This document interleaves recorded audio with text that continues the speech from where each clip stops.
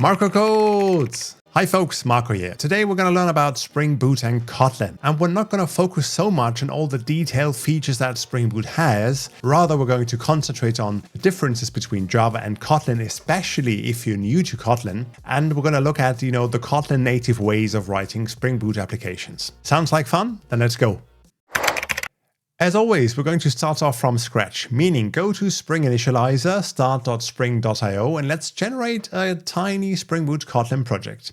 I'm going to walk you through all these options here just once. Project/build system. We have Gradle Groovy selected. It doesn't actually really matter if we're going to go with Gradle Groovy, Gradle Kotlin, or Maven for our tiny project. But I thought since it's a Kotlin Spring Boot video, why not choose, Kotlin for our build tool as well? Language-wise, you might have guessed correctly, Java is pre-selected, we want to go with Kotlin. Big surprise. Spring Boot, the version 3.1.3 is pre-selected, it's the current stable version. Everything I'm going to teach you in this video is independent of the version. So it could be 3.1, 3.2, 3.3, just continue watching. Project metadata. We're going to start off by saying, well, the group ID is com.jetbrains.marcocodes. My artifact is going to be called Spring Boot Kotlin, right? Then a demo project for Spring Boot and Kotlin, but that is just metadata literally. And the rest looks fine.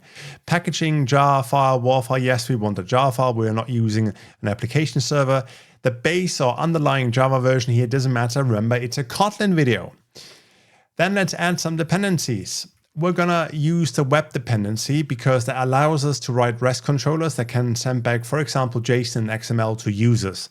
Now, if, by the way, anything I've been saying so far it was too fast or not detailed enough because you're wondering, hey, what dependencies are there?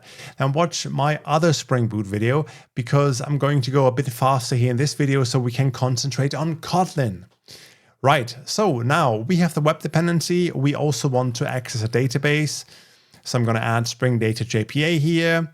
I'm going to use H2 as the database, not Postgres or MySQL, even though that will also work. And probably we're also going to talk a bit about validation later on. Not entirely sure yet, but in any case, this is enough for now. So generate a project, download it, unzip it, and open it up in the IDE of your choice, which in my case is IntelliJ IDEA, the Ultimate Edition, the paid version. You can also use the free edition, the community version. It's just that a couple of features you might see later on are not available in the community edition. But other than that, everything else should roughly work the same.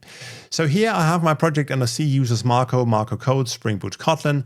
I'm just going to quickly open it up. I'm trusting this project because I just generated it with Spring's Initializr. And I'm going to wait a second until the project has finished loading. All right, that took a minute. If you, by the way, get this tiny pop-up here in the lower right corner, Microsoft Defender configuration, the IDE has detected Microsoft Defender with real-time protection. You could allow IntelliJ to automatically set the correct settings so that Microsoft Defender, if you're on Windows, doesn't slow down your project, right? So that was successful. In any case, it doesn't apply to if you're using a different operating system. Let's have a look at our project because it looks just like a normal Spring Boot Java project. We have a build.gradle.kts file, which is the Kotlin script file for Gradle. And just quickly looking at it, I could actually go on, for hours, maybe days or weeks even, to get you up to speed with Gradle. For now, what I want you to do is I want you to ignore, these bits and pieces up here. I want you to ignore the bits and pieces down here, even though we might be talking about them later on a bit. At the beginning, you're only going to worry about the dependencies section, right? Here you can see the dependencies we added. And again, if test implementation or implementation, any of these keywords are new to you, watch my Gradle video. We have Spring Boot Starter Data JPA added, validation added, web added, a Jackson module for Kotlin because Jackson, serializing and deserializing JSON needs a couple of tweaks to work properly with Kotlin. And a Kotlin reflection library we don't have to worry about for now, our database Spring Boot Starter test. Now, the first and main thing that I want to focus on is now that when you have a typo in here, for example, and you write implementation instead of implementation, you get a compile error. So whenever you run your Gradle script, you actually can't run it because it won't compile. That's the biggest difference for now to the Groovy version, right? So let's just fix it quickly again, implementation. Other than that, we're not going to add any more dependencies here, and we can ignore our Gradle file for now. Let's have a look at the rest of the project. We have a source main. Who would have thought Kotlin folder instead of a source main Java folder with a Kotlin file inside, Spring Boot application. We're going to look at that in a second. Other than that, everything else compared to the Java version is literally the same. So we have our resources for static HTML files, for HTML templates, our application properties file, test classes and whatnot. So it's literally the same, except that it's all written in Kotlin instead of Java. Now, let's have a look at our Spring Boot Kotlin application class. Because coming from Java, it might look a bit different, right? In Java, it looks a bit weird to just have like class Spring Boot Kotlin application written here without any curly braces. In fact, you can have them, but if you have an empty class with no methods or nothing, you can always leave out the curly brackets, right? Like so. Then we have a function down here, just a regular method. And in Kotlin, you can have top-level functions, meaning functions which are not associated with the class, right? Even though they're written here in the same file. But it's not a function of our Spring Boot application class here. Our main function, that's what we're going to use to run our Spring Boot project, calls another function called run application with a funky syntax, a star and args, which is our string argument array we pass into our main method. Now let me show you something, and that will teach you a couple of Kotlin concepts already. Let's step inside the run application method. Let's see what it does, what it is. You can see it's an inline function, right? Reified type, we're not gonna talk about that for now, but in any case, run application, what does it do? It runs Spring application run, and then I'm just gonna take that because what inlining actually means is that the compiler during compilation will just get rid of the function call here of your run application function call and replace it with this here. And this is what you used to from the Java version. You just call Spring application.run. Then you need to pass in your application class, which is a Spring Boot Kotlin application in my case. Class, if you again remember from the Java version, you would write something like Spring Boot Kotlin application.class, which doesn't work in Kotlin. You get the class reference through this syntax here with the 2 colons, which gives you a class reference, but it's going to be a Kotlin class reference, not a Java class reference. Hence, you have to write .java here because you need to put in a Java class reference into that method. We're almost there. We only have that tiny weird syntax here at the very end. And if you look at the function definition of Spring application.run, you'll see it accepts a var arg argument, right? Like in Java, it's defined with these 3 dots, like string ... But in our Kotlin version, we're getting an array of strings here. And we can actually turn an array of strings into a var arg by using the star operator here in front of the variable, right? So we're just going to turn an array of strings into var args. Wow, that was a lot of stuff, a lot of Kotlin specific stuff. Again, let's comment this out because that is just a tiny bit more idiomatic here, having this function here, just calling run application, and that will hopefully, in fact, boot up my Spring Boot application. Let's give it a try. And yes, as you can see here in my console, everything Spring Boot booted up correctly on port 8080. There's nothing to show you yet because we haven't written any controllers, we have no HTML files, whatever, so let's change that. What I'm going to do is, just as a quick hello world, I want to see that, I'm going to create an index HTML file under source main resources static, right? And I'm just going to go with an h1 saying hello world, Kotlin, something like that. In addition, because I don't just want to, show HTML, I also want to create my first REST controller. And let's imagine we're building a tiny boring blog because I want to teach you the concepts again. So we might start off with having, let's say, a data class, which is called article, because our blog can contain articles. Now, what's a data class? It helps you best if you think of data classes in Kotlin as records, similar to records in Java. And actually, I'm pasting a link down here, which explains you the differences, because Kotlin data classes have a couple of cool features on top, like, for example, a copy function, which lets you easily create copies of your object, modifying some properties along the way. Again, do some additional reading down below. For now, what we're going to do is we have a data class. It has no methods. So again, you can leave out the curly brackets here, and it needs some fields. So we could say, for example, we are going to have a var title field, right? Let's make it a string, and a var content field, because again, every article should have some content. Now, in Kotlin, you could have var or val, essentially final fields, fields you cannot change anymore after having assigned them. So we could go both this way, val title, val content. Kotlin is also null safe, meaning you cannot assign a null value now to title or string, to title or content. Otherwise, you'll get a compile error. How do I know that? Well, because in Kotlin, you can suffix every type with a question mark, which makes it nullable. Now you could go ahead and assign null values to title and to also content, right? So just keep that in mind. But for now, we have title, we have content.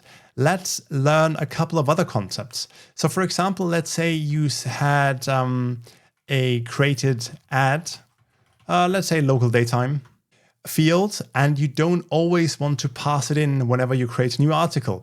Fear not, Kotlin has you covered, because Kotlin has default parameter values. So I could just say by default, if the user doesn't pass it in, just make it a local datetime.now. That is also that's a pretty cool feature and comes in handy a lot of times. Now, something else. Imagine we want every article to have a slug. In case you're wondering what a slug is, later on we're going to call our blog somewhere. So we have blog, blah, blah, blah. And then I want to say my first title, for example. That's the slug. Even though my blog post is called my first title. So somehow we have to turn the title into a slug. How would we do that? Well, we could go ahead and just, call some methods and here and there. I'd like to do something else. I want to say that my slug is always title to slug, like so. The problem is my title is just a string. It doesn't have a toSlug method, or does it? Let me introduce you to Kotlin's extension functions. Actually, I'm just going to create a new Kotlin file, which I call extensions, because here I'm going to, collect all the extension functions for my project. It's going to be a file, and I'm going to paste in something here right now. It's my toSlug method. Let's have a look at that. I have a function definition. It's called toSlug, and it's available for every string I have in my project. That's why I have the syntax here, string.toSlug. And then the implementation of the method doesn't matter too much. It just lowercases the whole string, replaces everything which is not, a proper A to Z, 1 to 9 or 0 to 9 digit, joins, everything together with dashes. Essentially, that is my slug method. We don't have to worry about that for now. But now going back to my article, and I should have actually put the type here. So slug is of type string. I can suddenly call title to slug, right? It's just available. Kotlin picks up my extension function. I can call it, and I don't have to worry about anything else. Pretty damn cool. Now, by the way, if, for example, my title was nullable with a question mark, then, calling title to slug could be an issue because, again, it could be null, and then I would just get a null pointer exception. Kotlin doesn't allow me to do that. For that, just put a question mark here, like you're used to from many other languages already. That makes it null safe again. Only call toSlug if title is not null. But now the type we're getting back here is also optional. So you have to put a question mark on the slug as well. Right. And these couple of lines should already, hopefully, give you a nice little understanding of how Kotlin works. Now let's just quickly make our title a proper string again, right? Like so. And then I would say it's time to create our first REST controller. For that, what I'm going to do is, once more, I'm going to create a new file, a Kotlin file, not a class.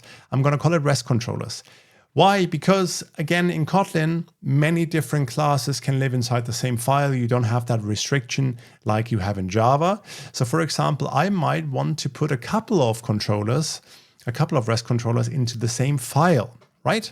And for now, we're going to keep it simple. We're going to call it article controller, like so. Now there's a bit of, Spring Boot annotations coming in. So we have our REST controller annotation. We have our request mapping annotation because we want to bind all the methods to a specific path like API v1 / articles. Again, don't worry about too much about these annotations. If you're completely new to them, I urge you, please watch my Java Spring Boot video first.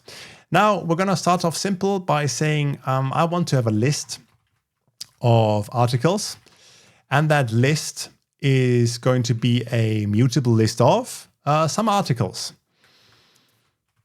Right. Now, a couple of things here. First of all, in Kotlin, when you call a constructor, you don't have to write new article. It's actually a compile error. You just write, in this case, article. I can pass in a title. So this is my title. I can pass in my content, like so. And I don't have to pass in my created at field and slug because they're both being computed. They're both default parameters. I could even go, IntelliJ IDEA, shows me, hey, this is actually my title parameter. This is my content parameter. I could also make them explicit, mentioning them here, like so. So I have title equals my title and content equals my content. That also works.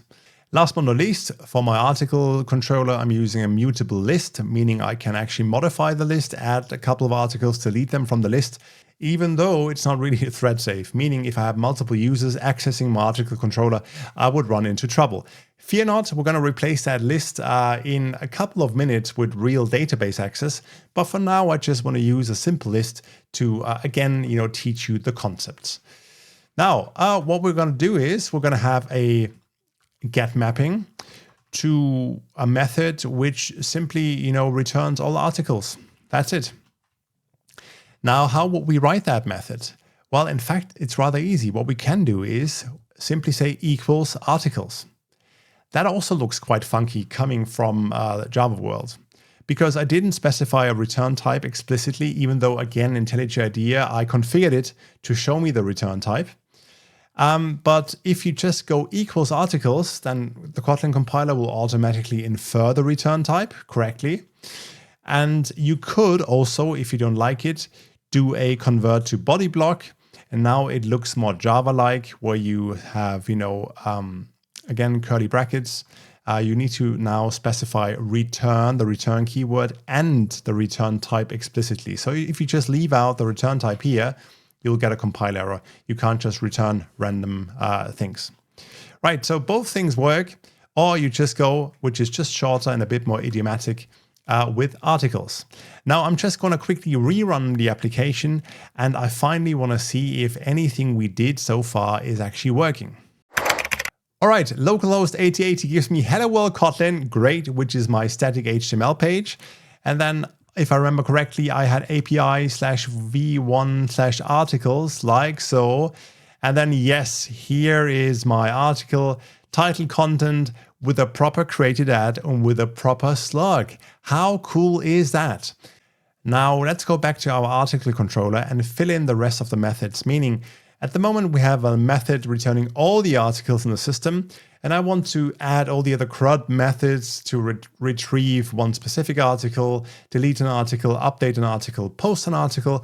I will do that off screen, and I'll come back in a second and run you through the code. Welcome back. Let me just show you what I wrote.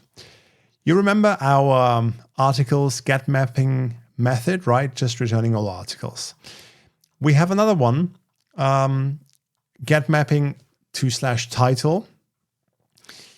And what it does is it calls articles.find. It tries to find an article out of my tiny database / list of articles, right, where the title matches. And if not, if it didn't find an article, it throws a new response status exception, not found. Now, again, that might look a bit funky coming from Java. What does that mean? Well, first of all, this syntax here. In Kotlin, if you have a method which accepts a lambda parameter, like so, then you can actually write it outside of these brackets, out of the parentheses. So it's the same thing. It just, again, looks a bit more Kotlin native. And then again, we have the ternary operator where we say, hey, if you didn't find an article, then just throw a response status exception of 404. The post mapping doesn't do anything too crazy. It just has a request body article. It adds the article the user sent in to our list and then returns it again. Update article does literally the same thing as, finding one specific article. Again, we have a path variable. We're going by title. And we try to find an article with that title. If not, we throw an exception. If we found such an article, then we're simply setting the content to whatever the user just sent in. Now, remember early on when I looked at my article, I had all of these being val fields, right? Now I change them to var, otherwise I can't reassign them anymore. That's a tiny change here. And again, that I'm just, converting or just updating the content is just, for this very specific video. I could choose to let the user update any field I wanted to. What I also did is up here, I wrote the, let's say, explicit version. I wrote the explicit version of find, specifying, hey, find me an article, arrow, and then article or title equals title. By the way, in Kotlin, you don't have to write dot equals on strings. You can just write equals equals, and it works the same way as opposed to Java.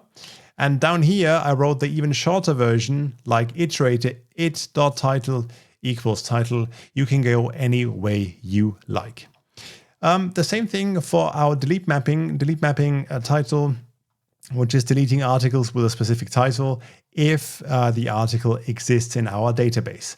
Now, the interesting bit is, does that actually work? And to find out, I'm using IntelliJ's HTTP client. Again, that's only available with the Ultimate Edition. If you're using Community, you'll have to use another client like Postman, for example. Now, what I can do is I could just say localhost 8080, and then I want to get all my articles from the API, right? And I should have actually picked this like here, because IntelliJ gives me auto-completion. And at the moment, I just have one article inside here. I could also try and get, let me just check it out, my title, the full thing here. And I need to have a separator here, separating these requests. Right, 404 not found, that didn't work. Let me just quickly double check. Because in my RestControllers class, right, I shouldn't actually compare the titles. What I have here is, in fact, my slug. So that was just a tiny mistake on my part. So I'm just going to rename everything to slug. I'm not just going to paste in, the title here, right? We go slug, slug, slug. I just could have done, a replace over the whole file. But in any case, that was just me quickly trying to write out the skeleton code for the REST controller. Now, again, we're booting up back to my HTTP request. Now, when I do the request, I can see, yes, here is that request actually worked. I just got back my lone article. Let's create a new article. For that, let me just quickly call the same URL. So we're going to go post and then articles here. Now, something which I love in the HTTP client is when I go content type application JSON here, for example, I can write proper JSON. I will get auto-completion, error highlighting, and whatnot. Same works if I change the content type to XML now or to something else. And what I want to do is I want to send in a title. This is my new article, right? Like so. Then I have my content, which says the content gets even better. And I don't think I need a, I don't need a slug. I created ad. I'll just post it here, right? I get my article back with a new created ad and slug field. That is cool. And if I now try and get out all my articles, I find 2 articles that are being retrieved. Pretty damn cool. I can do the same for updating the article. I'll spare you the details. For now, I'm just going to go delete. Again, I want to delete my articles with the first title. Let's see if that works. Right? I get an empty response back, right? Which is what we programmed it to do. And when I execute the get now, I just see 1 tiny article in my list, right? Just my new article because I deleted the old one, which effectively means we just created a tiny Kotlin-based REST controller showing off most important Kotlin concepts along the way. All right, let's spice things up a tiny bit by JPA-ifying our application. Because at the moment, remember, we have our in-memory list, right? And I want to use a real database. Now, what I'm going to do is, as always, I'm just going to create a new file, which I'm going to call entities, because first of all, we need entities to work with JPA. Now, our data class is not quite suitable to be an entity. So what I'm going to do is I'm just going to, quickly copy the code from here and get rid of my article file, right? And inside entities, let me tell you a couple of things. First of all, we want the add entity annotation here, right? That's fine. You probably don't want your data class to be an entity, right? It has a couple of methods, like it overrides equals and hash code in a way that's not really suitable for JPA. So just, write a normal class. Another thing for people used to Hibernate already is that you always need a no args constructor as a default. And we don't have that here in the Kotlin version. Funny enough, when you go back to our build.gradle.kts file, you will see this JPA plugin here, which will actually create the default no args constructor under the hood for us. So that's why we won't get an issue now booting up our application, even though we don't have such a constructor. Then rightly so, IntelliJ tells me, I guess, that I'm missing an ID. It doesn't have a primary key. That's right. So I'm just going to paste in a couple lines here, a couple annotations. That is just, normal Hibernate stuff. Generated value, right? ID field long. I made all these fields vars. So we have getters and setters. With vals, you'd have final fields, no setters. And that also wouldn't work. So that, in fact, is what your entity could or should look like working with Kotlin. Now, let's create another file, which I'll call repositories. Because with Spring Data, you usually write single repositories for every entity. Now, I'm going to have an article repository. It's going to extend JPA repository, if I'm not mistaken. The type is going to be article. The ID is going to be of type long. And I'm going to paste in one method, find all by, order by, created at descending, which essentially gives me all articles back, ordered in descending creation date order, right? So we have that. The only thing that's left to do is get rid of my mutable list here, replace it with an article. Again, I'll just do that off screen and walk you through the code in a second. All right, welcome back to my article controller. What changed? Well, I'm passing in my article repository in the constructor, so plain old constructor injection in Spring.